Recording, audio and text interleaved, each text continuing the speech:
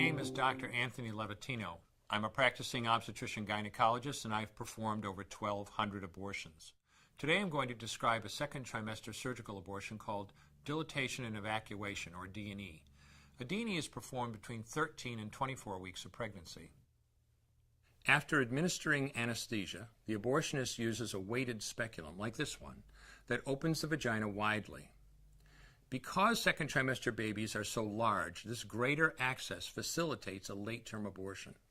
Late-term abortion requires that the cervix be prepared 24 to 48 hours in advance with laminaria. Laminaria is a type of sterilized seaweed that absorbs water over 8 to 12 hours and swells to several times its original diameter. Once removed, metal dilators can be used to further open the cervix as needed. Once the cervix has been stretched open, the suction tube is placed inside.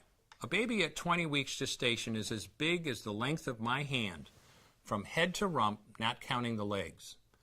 The suction machine is turned on, and pale yellow amniotic fluid surrounding the baby is suctioned out through the catheters. With babies this big, they don't fit through catheters this size. The baby's bones and skull are too strong to be torn apart by suction alone.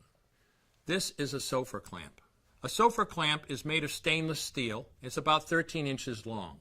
The business end is about 2.5 inches long and 1/2 inch wide, and there are rows of sharp teeth. This is a grasping instrument. When it gets a hold of something, it does not let go. The abortionist uses this clamp to grasp an arm or leg. Once he has a firm grip, the abortionist pulls hard in order to tear the limb from the baby's body.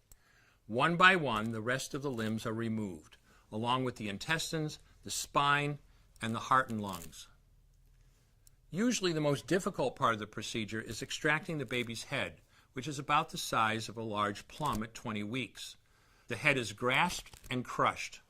The abortionist knows he has crushed the skull when a white substance comes out of the cervix. This was the baby's brains. The abortionist then removes skull pieces. He removes the placenta and any leftover parts of the baby with a curette, scraping the lining of the uterus for any remaining tissue.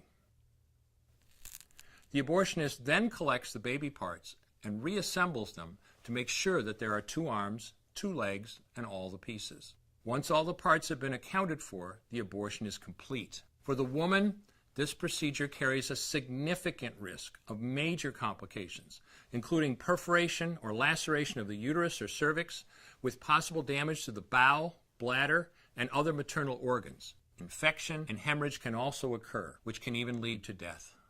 Future pregnancies are also at greater risk for loss or premature delivery due to abortion-related trauma and injury to the cervix. As I mentioned at the beginning, I'm Dr. Anthony Levatino, and in the early part of my career as an OBGYN, I performed over 1,200 abortions. One day, after completing one of those abortions, I looked at the remains of a preborn child whose life I had ended, and all I could see was someone's son or daughter. I came to realize that killing a baby at any stage of pregnancy for any reason is wrong. I want you to know today, no matter where you're at or what you've done, you can change.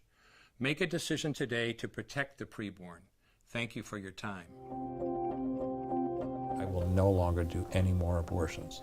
When you finally figure out that killing a baby that big for money is wrong, that it doesn't take you too long to figure out it doesn't matter if the baby is this big or this big or this big or maybe even this big, it's all the same. And I haven't done any since then, and I never will.